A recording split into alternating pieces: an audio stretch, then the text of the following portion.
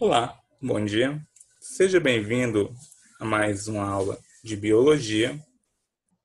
Anteriormente, falamos um pouco sobre os representantes, do reino Plantae. Vimos as características evolutivas de cada grupo, de cada taxon, E depois vimos os seus representantes. Hoje daremos continuidade a isso, trabalhando um pouco sobre as gimnospermas. Iremos entender e trabalhar para ver quem são os seus representantes, como ocorreu o processo evolutivo e algumas características gerais desse grupo, para aprendermos a identificar. Bom, as gimnospermas, elas evoluem há cerca de 250 milhões de anos atrás, que iniciou o processo evolutivo desse taxon específico, tá? O que ele trouxe de novidade foi a vascularização, que já estava, iniciando a vascularização, porém aqui já é bem presente a vascularização através de traqueófitos, tá? Que são células especializadas para fazer a condução de minerais. Temos o aparecimento também de sementes. O grande boom desse taxon, tá? É o aparecimento da semente. Bom, as gimnospermas ela tem o nome derivado do grego, né? Gimnos significa nu, e no caso esperma significa semente. Então eu tenho uma semente nua. Essas plantas são plantas, como eu havia dito, que já iniciam a vascularização, mas que se diferenciam de algumas outras, no caso das angiospermas, tá?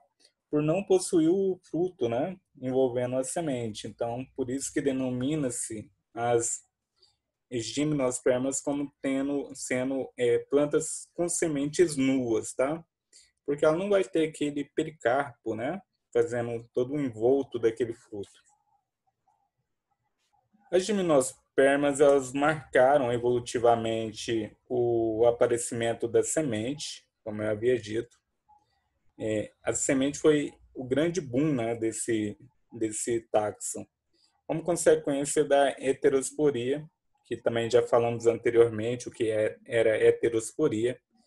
A heterosporia, para quem não lembra, é a formação de dois tipos de esporos, tá? Tendo um macroesporo e um microesporo. Pessoal, as plantas com semente, geralmente elas são divididas em uma única classe, tá?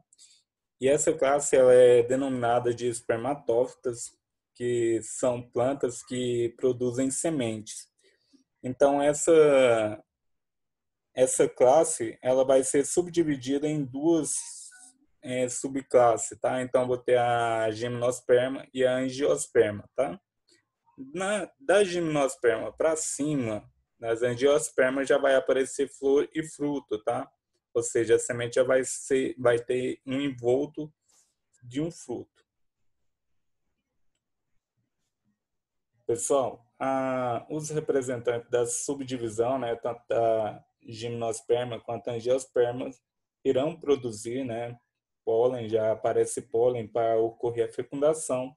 O tipo de fecundação que ocorre é o tipo sifonogâmica, que vai acontecer através de um tubo polínico.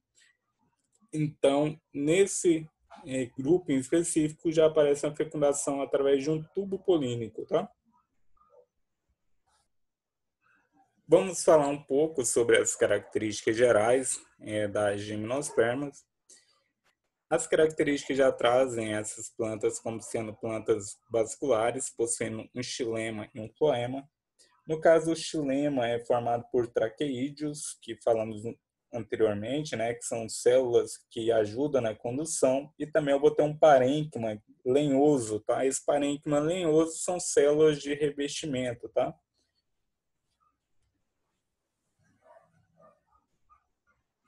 Então, as gimnospermas são plantas traqueófitas, pelo motivo de possuir vasos condutores do tipo xilema e do tipo floema, que vai ajudar, lembra, né, quando a gente falou lá nas briófitas, que elas não cresciam porque eram avasculares, né? Aqui com a vascularização, eu já terei um tamanho maior dos indivíduos dessa espécie, né? Os representantes já terão uma altura, né? Bem expressiva. Bom, nesse grupo também eu vou ter a presença de semente. As sementes são formadas em estruturas que vamos denominar, essas estruturas vamos denominar elas de estróbilo. E elas, como falamos anteriormente, será nua, tá? Pessoal, e também teremos, né, como característica da gimnospermas, a produção de resina. A produção de resina, ela vai ser característica principalmente das coníferas, que vai ajudar na proteção do ataque de insetos e de fungos. Aqui temos uma estrutura que denominamos de âmbar, tá? Esse âmbar, ele é nada mais nada menos que a resina que vai endurecer ali, prendendo aquele inseto, tá? Essa estrutura aqui, ela apresenta, né? Alguns filmes trazem ela como uma estrutura que guarda o material genético dessa espécie e futuramente podendo ser utilizado, né, para a extração do DNA. Porém, ainda não tem uma comprovação que se isso, a decorrer de milhões de anos, seria viável, tá? Porque o material genético, querendo ou não, ele é uma matéria biológica e ela pode se degradar, tanto com a temperatura ou com a pressão, né? Porque suponhamos que, como sendo uma resina, ela vai escorrer quando tiver um tempo muito quente, cair no solo, né? E ali ela pode ser muito bem ser coberta, né, por um material sólido ali, ou terra, ou argila, ou alguma outra coisa que possa estar preservando ela e fossilizando, tá? Bom, então vamos falar um pouco, né, sobre as características gerais das gimnospermas com relação ao seu tamanho. Bom, todas as plantas da gimnosperma já são praticamente terrestres, ela não tem aquela necessidade de ficar próximo a um ambiente úmido, né, ou que seja dentro de água, porque elas têm raízes que conseguem adentrar, né, ao substrato e ali fazer a coleta da água, né? Porém, dentro desse táxon, eu posso ter tamanho variado. Eu posso ter representantes gigantescos, né, ali com 8, 9 metros de altura, e também eu posso ter representantes com 1,5 m, 1,20 m ali, arbustos, né? Então, é bem variável a questão do tamanho, tá? Então, ele sempre vai ser ou em forma de árvore, com tamanho espesso, ou em forma arbustívora, tá? Em forma de arbusto. Algumas plantas, elas são feminina e também masculina, tá? Então, ela vai possuir o mesmo sexo na mesma planta. A gente fala que é uma planta monóica, tá? Ela vai ter tanto o estróbilo masculino quanto o estróbilo feminino, tá? E ali ela mesma faz a sua autofecundação. No caso, eu tenho como exemplo, né, de uma planta monóica, eu tenho o Pinus sp, né, que é uma espécie que é encontrada aqui no Brasil também.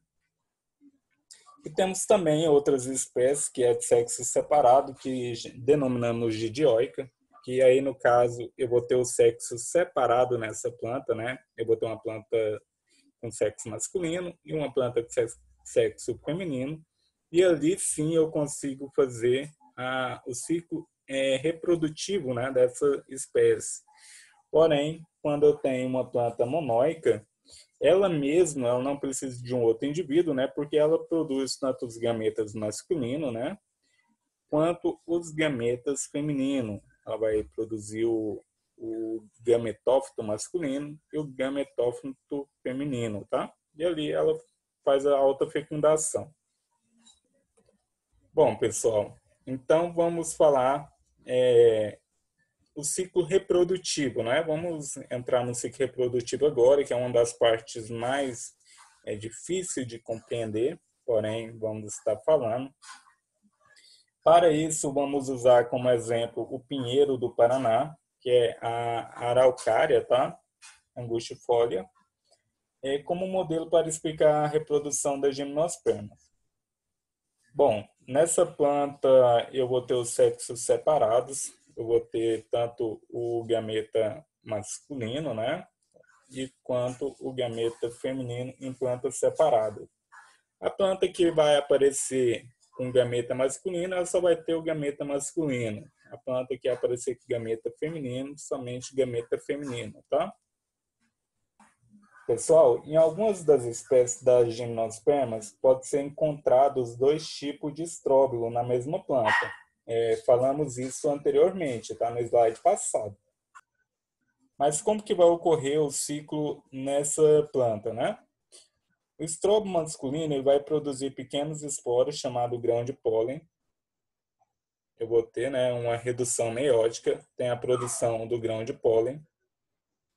Bom, pessoal, o estróbilo feminino ele vai produzir uma estrutura que vamos denominar de óvulo, tá? Que no caso seria essa estrutura. No interior desse óvulo, a gente vai ter um grande esporo lá dentro, lá, que vamos denominar de megasporângio, tá? Bom, quando o estróbilo masculino ele se abre, ele libera uma grande quantidade de grãos de pólen no ambiente. Esses grãos de pólen irá se espalhar no ambiente, sendo levado pelo vento, tá? Até o estróbilo feminino. Então, no caso, ele faz a liberação, né, do esporo. Esse esporo ele vai ser levado até o estróbilo, né, feminino. E lá ele vai encontrar o óvulo, né, que é essa estrutura. Pessoal, após o encontro, o grão de pólen ele irá dar início ao tubo polínico, que é essa estrutura. Nesse tubo polínico, vamos iniciar a visualização de uma estrutura denominada de núcleo espermático, tá? Esse núcleo espermático será o gameta masculino, tá? Lembrando que o tubo polínico só irá se desenvolver quando em contato, tá? Com o gameta feminino, no caso aqui. Então, a partir do momento que eu tenho a liberação do meu grão de pólen, ele encontra, né? Faz toda aquela sinalização química aqui e o grão de pólen ele se origina, né? Começa a ter uma divisão meiótica nessa estrutura e faz o aparecimento da estrutura denominada de núcleo espermático, tá? O tubo polínico ele cresce até alcançar o óvulo, no qual irá introduzir o núcleo espermático. No interior do óvulo, o grande esporo ele vai começar a se desenvolver lá dentro e ele vai formar uma estrutura que vamos denominar de oosfera, que no caso será o gameta feminino, tá? Uma vez no interior do óvulo, o núcleo espermático fecunda a oosfera, formando assim o zigoto, que no caso eu tinha uma estrutura com meiose, né, N, outra estrutura N feminina, então fazendo a fecundação vou ter uma estrutura 2N, tá? Bom, o zigoto, por sua vez, ele irá se desenvolver originando um embrião, tá? À medida que o embrião ele se forma, o óvulo se transforma em semente, tá? Essa estrutura que contém e protege o embrião. Bom, pessoal, então depois do embrião já formado, né, eu vou ter a germinação dessa semente e eu vou ter o início de um novo ciclo, né? Vou ter a araucária jovem já fazendo o seu ciclo de vida ali. Então, é assim que é a reprodução desse grupo, tá? Do grupo da gimnosperma. Bom, pessoal, nos pinheiros, a semente, tá? Essa estrutura aqui, ela é denominada de pinhões. O cone, né, que no caso é o estróbilo, ela é denominada de pinha. Na classificação dentro das gimnospermas, eu botei as coniferófitas, que no caso serão árvores de grande porte, que habitam principalmente regiões temperadas, formando florestas de coníferas. Alguns exemplos, né, que podemos dar são pinheiros, que tem aqui na região sul do Brasil, né, encontrado principalmente no Rio Grande do Sul. Temos também ciprestes, cedros e sequoias, tá? Sequoias são árvores gigantescas, tá? Que no caso são essas daqui que estamos vendo nessa imagem, tá? As sequoias geralmente são encontradas mais na região norte, tá? Do nosso continente americano. Então, no caso, vamos encontrar essas sequoias somente nos Estados Unidos e Canadá. Bom, pessoal, vamos falar também da cicadófita. A cicadófita assemelha-se a pequenas palmeiras, muito usadas em ornamentação. Um exemplo é a cicadácea, tá? Bom, temos também a ginetófita. A ginetófita é um pequeno grupo de gimnospermas com cerca de 70 espécies, tá? E essas 70 espécies ocorrem principalmente em locais desertos, tá? Principalmente desertos e pouco habitáveis. Então, no caso, vamos encontrar esses representantes geralmente no Mediterrâneo, tá? Bom, vamos falar então um pouco sobre as gingófitas, né, que são outro representante, né, dentro das gimnospermas, encontrado comumente no continente asiático entre China e Japão, tá? Seus representantes podem chegar até 30 metros de altura, tem folhas formadas em formato de leque. Um exemplo, tá? É a gigobiloba, tá? A gigobiloba ela é utilizada para a produção de fármacos, tá? Então é bastante conhecida. Bom, em questão evolutiva, né, de evolução, temos a semente, como a gente falou nesse grupo, né?